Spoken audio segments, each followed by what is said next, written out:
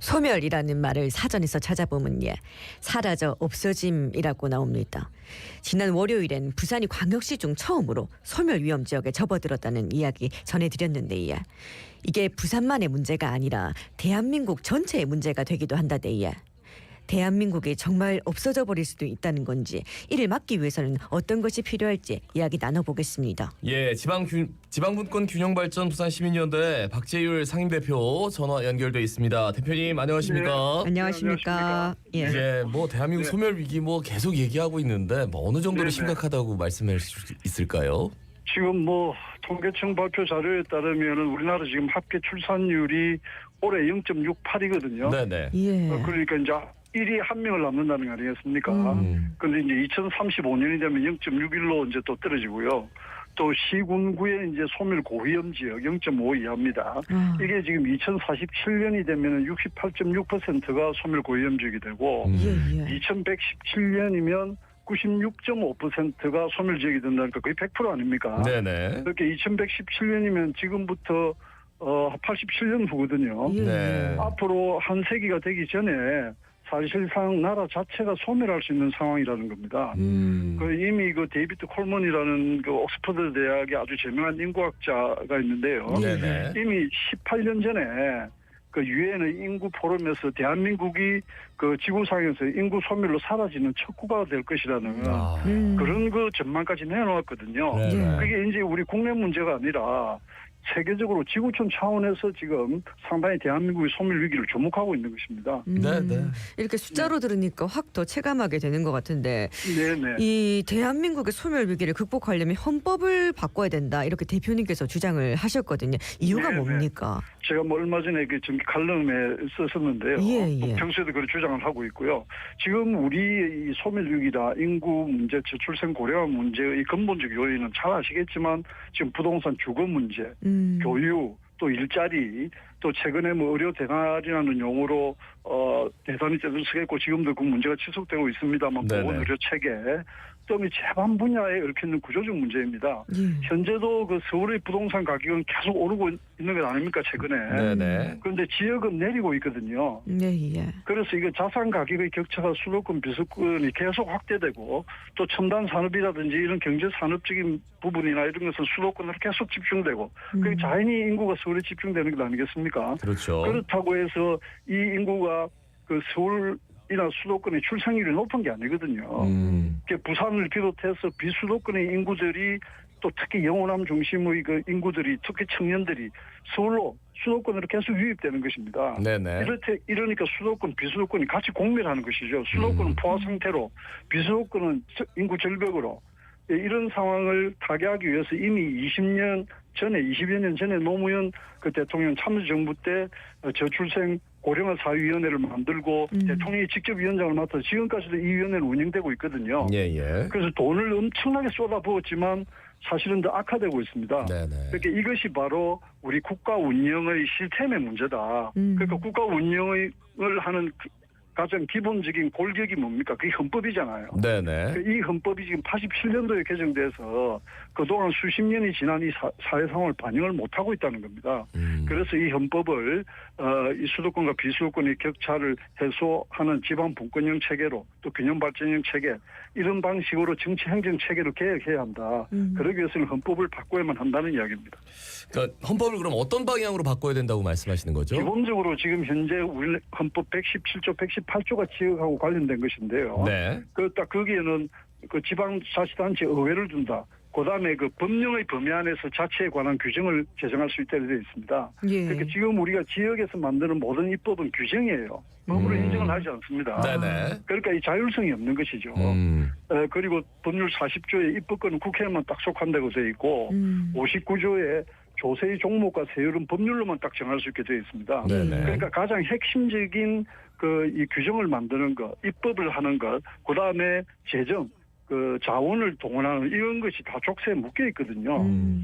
이런 부분, 그 다음에 이제 지금 현재 인구가 수도권이 많이 늘어나고 대도시 집중되니까 우리 국회의원 선거에서 그 인구 비례에 문제가 있거든요. 특정 네네. 지역이 과잉 대표되고 그래서 이제 독일이 하는 방식이 있습니다. 독일은 별도의 상원 선거를 하지 않고 그 16개의 주지사 같은 분들이 상원 의원이 자동적으로 되는 거예요. 그래서 인구 비례로 한 3명에서 6명씩 해서 총 69명을 뽑는데 이제 상원을 구성하는데 예. 이걸 지역 대표용 상원이라고 합니다. 그러면 하원이 우선적인 권한을 다 가지는데 이분들은 이 상원은 지역과 관련된 주요 정책이라든지 이런 것들만 제한적으로 입법에 참여하는 것이죠. 이렇게 하면 국민들이 뭐 또 세내서 국회의원 수를 늘리냐 이런 비난도 내놓을 수 있는 것이거든요. 네네. 별도 월급 줄 필요 없으니까. 네. 이런 것들이 좀 핵심적인 우리가 바꿔야 될 헌법의 내용이라고 볼 수 있겠습니다. 그러니까 지금 뭐 직능형 비례대표 뭐 순번대로 가는데 네. 그거를 약간 지역을 대표하는 지역의 목소리를 만드는 독일식의 뭐 상원의원 이런 네, 것들로 예. 좀 바꿔내는 것도 한 방법일 수 있겠네요, 그죠? 그렇습니다. 저 오래전부터 많이 주장해왔는데요. 네, 뭐 지금 반영이 안 되고 있어서 어떤 차제에 어떤 힘을 쏟아야 될 것 같습니다. 예. 예. 예, 그리고 또 이 선거법하고 정당법 개혁 근거를 마련해야 한다 이런 말씀도 네. 하셨는데 좀 구체적으로 짚어주신다면요. 이게 지금 우리가 근본적인 문제가 중앙 집권적 구조거든요. 네, 네. 수직적이고 정근대적이고 그래서 지금의 87년 헌법 체계가 아주 중앙 집권형 헌법입니다. 그래서 이게 시대에 뒤처지고 있기 때문에 갈등을 계속 조장하고 확대하고 있잖아요. 네네. 지금의 22대 국회가 아직 개원식을 못하고 있습니다. 아직 국회 개원식을 못하고 있어요. 예, 예. 자체를. 그러니까 이런 안타까운 상황을 계속 우리가 보고 있잖아요. 네. 그 문제가 해결되는 것이 아니라 문제를 더 확대시키는 이런 상황을 계속 하고 있거든요. 네네. 이것이 뭐냐면 성자가 독식하는 한 표만 얻어도 전부 다 가져가는 이런 소위 말하면 이제 단순 다수 대표제라고 하는데 이것 네네. 때문에 그렇습니다. 이번 총선도 유권자들이 투표한 유권자들의 표 중에 한 거의 50% 절반이 사표가 돼버렸거든요. 네네. 그리고 투표하면 뭐합니까? 자기 표가 반영이 안 되는데 그렇지 않겠습니까? 예, 예. 그러니까 이래서는 사실은 대의민주주의가 제대로 작동하고 있지 않은 것이거든요.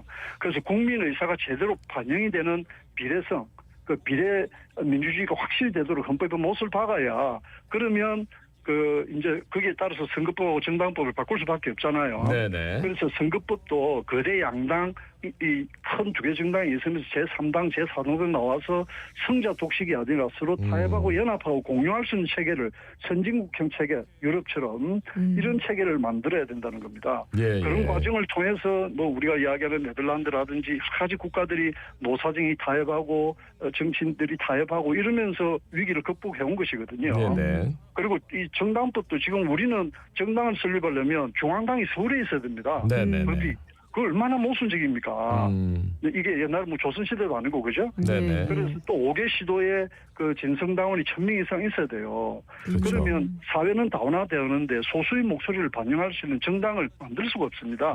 그럼 실제 헌법이 보장하고 있는 집회 결사의 자유가 위배되는 것이거든요. 예. 네네. 네, 이런 것들을 계획하기 위해서는 헌법에 그 근거를 넣어야만이 자동적으로 헌법이 바뀌어지면 그 일반 법률을 관련 법률을 바꿔야 되니까요. 예, 예. 그래서 이제 말씀을 드리는 겁니다. 그러니까 지역에 이제 조세권을 주고 법령을 만들 수 있는 권한을 주는 것까지는 뭐 국회의원들이 해줄 것 같은데 이거는 굉장히 국회의원들이 안 해줄 것 같은 생각이 듭니다. 뭐 쉽지 않은데요. 지금 뭐 국회의원들은 네. 다 다수 대표제로 뽑힌 사람들이어가지고 네. 예 하여튼 알겠습니다. 그리고 행정체계 혁신 뭐 이런 것도 말씀해 주셨던데 여기 네네네. 뭐 이것도 좀 말씀해 주시죠. 이거는 이제 뭐 계속 말씀드리지만 지금 현재 헌법이 중앙 집권형이기 때문에 이걸 지방 분권형으로 탈바꿈해야 된다는 겁니다. 네네. 더 이상 국가의 중앙 정부가 모든 지역에 맞춤 행정을 하기 어려운 거예요. 네. 그래서 이제 지역 특화, 지역 맞춤형 이런 유연한 구조로 정말로 명실상부하게 지역이 주도하는 균형 발전, 분권형 균형 발전 이런 것을 해야 되고 국가는 그런 데서 비롯되는 격차 같은 걸 조정하는 재정 조정 제도를 한다든지 이런 조율하는 역할을 해야 되는 것이죠. 지금 우리가 이제 메가시티라든지 또 행정통합이라든지 이런 것도 결국은 지역이 주도하는 분권형 초광역지방정부를 구축하자는 것이거든요. 네네. 그러면 근본적으로는 그게 각 지역이 전부 특별법 만들어서 한다는 건 불가능합니다. 그렇죠. 네. 결국은 근본적으로 헌법을 바꿔야 돼요. 헌법을 바꿔야 헌법의 되는군요. 기본적인 입법권이나 재정권이라든지 이런 분권형 조항으로 바꿔야만이 이런 행정통합이나 사실 제대로 된 내용 있는 메가시티도 가능한 것입니다. 네. 네네. 오늘 말씀 여기까지 들어야 될 것 같습니다. 네, 다음에 또 네, 한번 네. 예, 그래요. 초대라든지 연결하도록 하겠습니다. 네. 말씀 잘 네, 들었습니다. 고맙습니다. 감사합니다. 네, 네, 네. 예, 지금까지 지방분권 균형발전 부산시민연대 박재율 상임 대표였습니다. 잘 알지